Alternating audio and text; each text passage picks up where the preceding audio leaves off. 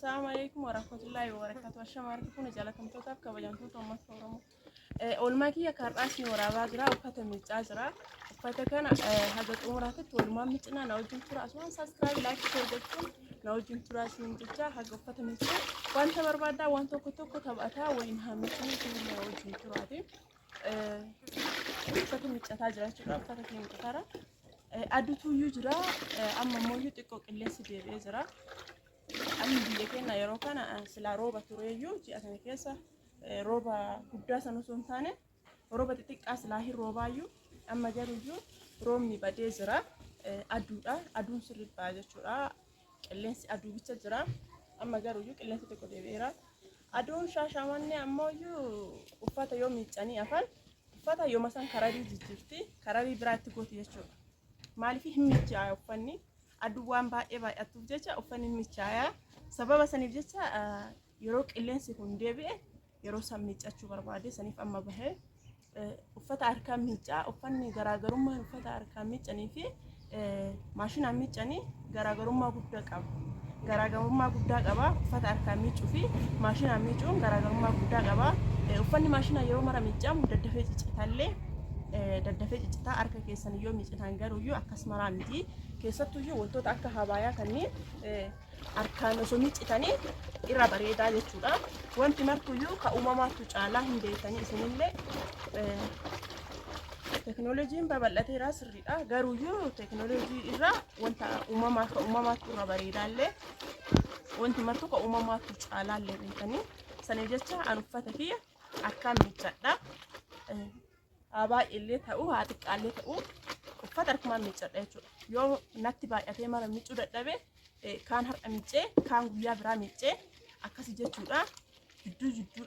Jidduu oolaa haara baafataa akkasii miica jechuudha. Aduun asiyyuu baay'ee ulfaata waan ta'eef uffanni ni miicaayaa. Aduu yoo masan hararii jijjiirti.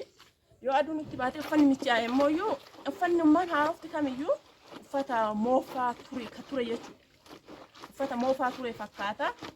Sababa saniif jecha afee yoo inni xiqqoo qoqqoore cabsee kaasaa ergasii ammoo yoo aduun baddee qilleensa akkanaa kana ta'e jechuudha. Amma aduun hin jirtu qilleensa yeroo qilleensa akkanaa kana deebi'ee afa jechuudha.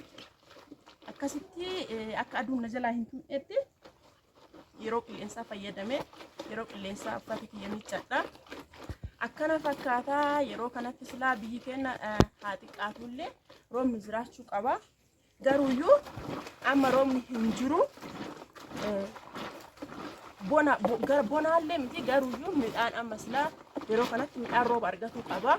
Roobni hin jiru keessattuyyuu naannawa gara gadabii hasaasaa kana roobni hin jiru bootama maraayyuu hin jiru shirkallee ta'ee biyya baay'ee roobni hin jiru barana midhaan badde jedhanii qaaqaranii inshallah rabbi haa laaffisu wallahi yoo qotee bulaa irraa gabiin jiraate malee jireenyi illee hin ulfaata. Warri magaalaallee magaalaa jiraataatu qonnaan fayyada qonnaan jiraata.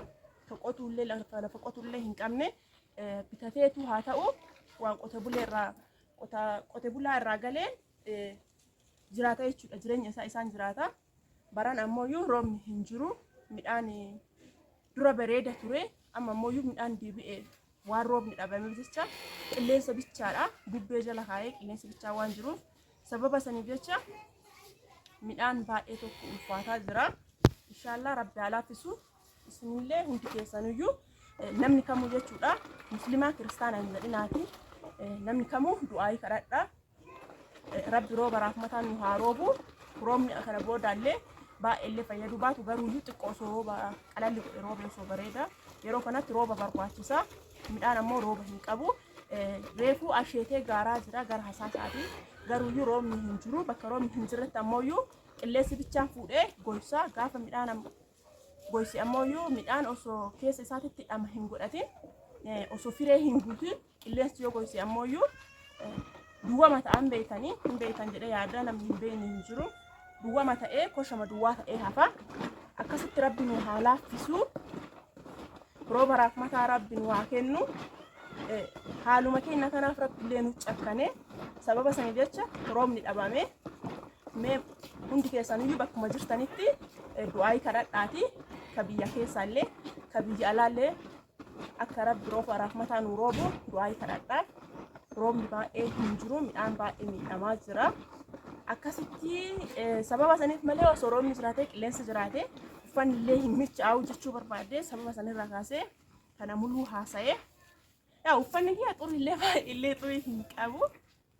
Akkasumas xurii illee baay'ee hin qabu garuuyyuu awwaarri illee hin jiru beeytanii Shaashamannee keessa awwaarri baay'ee illee hin jiru.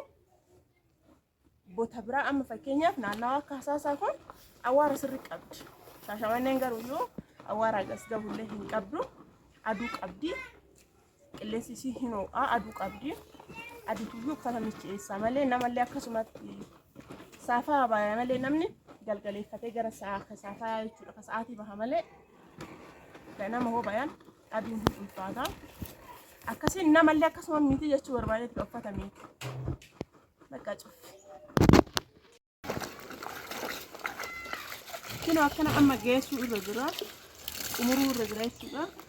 Bishaan isaa ammoo yoo namni tokko uffanni kiyya maa goggogaa yoo miicuna jalaa yoo baasu hin jajjabaata namni waan akkasii san qabdan saamunaa keessaa yoo sirrii keessaan baasni arafaa isaa argitanii yoo arafaa isaa sirrii keessaan baasni akkasuma ta'a jechuudha. Isin jala dirqama arafaa isaa sirrii keessaa baasuu qabdanii. Namni baay'een uffata biraa kana fa'a miicuun isaa itti ulfaata. Sababa saniif jecha godhachuu illee tajibbuun dhabamu. Amma fakkeenyaaf shaamiziin kun sirrii guddaadha. Nama dadhabsiisa.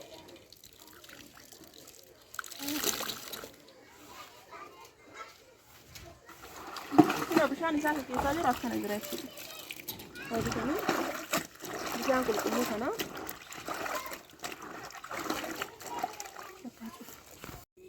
kino haala kana fakkaatuun miiccee xumuree jira. Akkana fakkaata jechuudha. Maashaallah akkanatti miicce geesseera jechuudha. Uffata baay'ee miicce kino akkuma argartan kan uffata baay'ee miicce geesse jechuudha kinooti.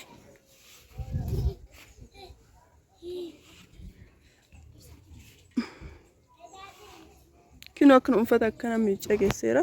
Fakkeenyaaf uffata waan akka uffata gurraachaa kanneen fa'a irratti yoo sirri irraa hin baasin yoo sirritti wanni keessa bishaan isaa hin cuunfin jechuudha. Waliin bishaan isa keessa yoo sirritti hin cuunfin keessa bishaan qulqulluudhaan deebi'ee uffanni sun daalachaa'uu danda'a. Sababa saniif jecha sirri keessaa baasuutu isinirra jiraata. Awwaarri hin awwaara jechuudha. Uffanni sun deebi'ee hin goggogallee deebi'ee wanta akka awwaara irra isin jala bahee isin aggaxxameen beeku wanni akkasii isin mudateen beeku. Akkasii sirri keessaa qulqullaa'uu qaba jechuudha. Fakkeenyaaf amma argitanii bishaan qulqulluudha jechuudha keessaa bahaaru kun akkanatti bishaan qulqulluudhaan miiccee baasee jechuudha.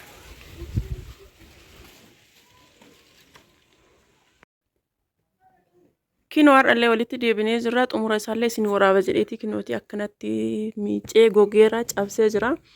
Cabsaan isaa ammoo nama dadhabsiisaa kinoo akkanatti baay'eedha. Cabsee jira akkana cabsee geessee jira. Haga xumuraa isin waraaba jedheeti akkana fakkaata.